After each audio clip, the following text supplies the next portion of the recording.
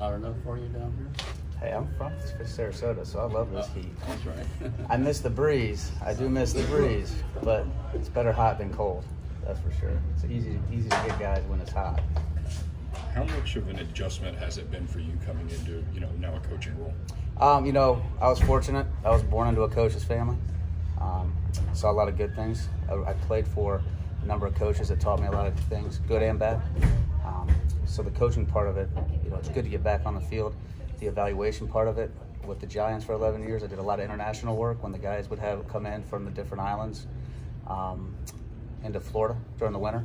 So the ability to get that under my belt has helped the process move smoothly here with evaluating younger players. Are you excited for that role to get back to coaching and away from what you've done for you know so long? what? I mean, it's great talking hitting, it's great talking catching, it's great talking baseball, but it's also great being able to make a difference every day in young men's lives. And the baseball part of it's outstanding. Obviously, it's Florida State. But to be able to maybe make a change every day, help progress, the progression of becoming men is outstanding. Something I really missed. Obviously, coaching at a school like Florida State's a great opportunity for anybody, but is it somebody who already liked Florida State, was a Florida State guy? How special is it to It's special. My dad graduated from here. We've been season ticket holders for football since I can remember. So being able to get up here and put the garnet and gold on every day is really special. And I love life. I love waking up every morning. I have goals every morning in life, and now I get to do it in the garnet and gold, which is really special. You almost feel like one of the players when you got all that team issue stuff the first time. Yeah, it was pretty good seeing my locker with all that garnet and gold hanging up there, my number on it and my name. It was a special moment. It was a special moment for my family. There's a spot in my heart for Florida State and my families. And my youngest sister lives up here. She works up here. She's made this home, and now to be able to do it as a quote-unquote job is special with your number and name on the back of the jersey. That goes a long way. With having a familiarity of the roster and then stepping in and seeing it up close and personal, just what's kind of your first impression of the guys you get to work with? The evaluation process as a scout afforded me the opportunity to know this roster. As you said, when you get down on field level with them, they're a lot stronger and more physical than I thought. It's a different view when you're face to face, or I should say, some of them chest to face. But they're more physical. Their personalities, their work ethic. It's been a very pleasant surprise for me, because when we're sitting in that other job, when you're sitting on the other side of the fence, you're running numbers, you're running video, you're evaluating. But a lot of times, especially as a cross-checker like I was, you didn't get the opportunity to go face-to-face with these guys.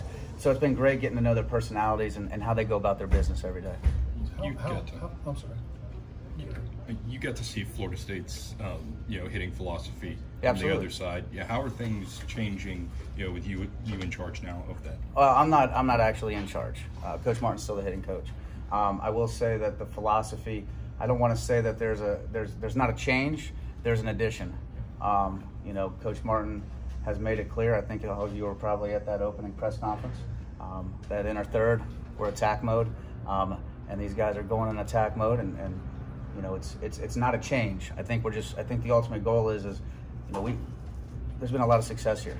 There really has. I mean, you look at the numbers as a former scout, look at the success that Florida State hitters had when they came out of here in pro ball.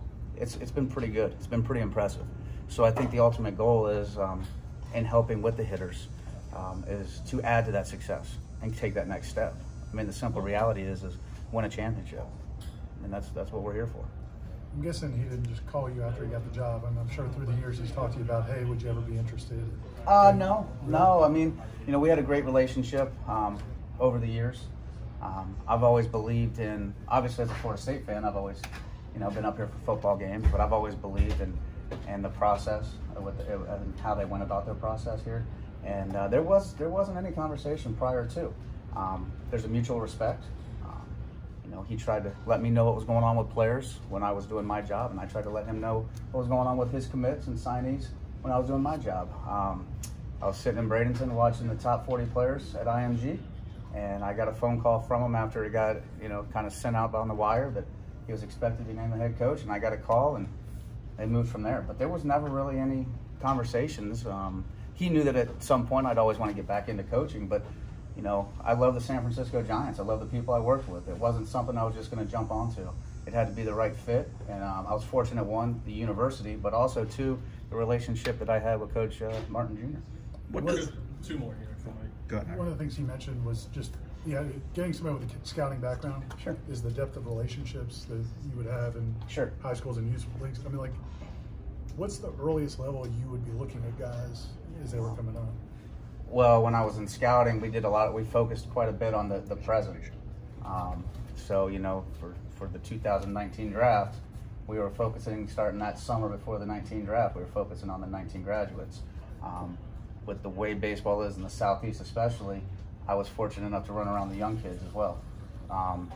So, you know, you ran into those younger players.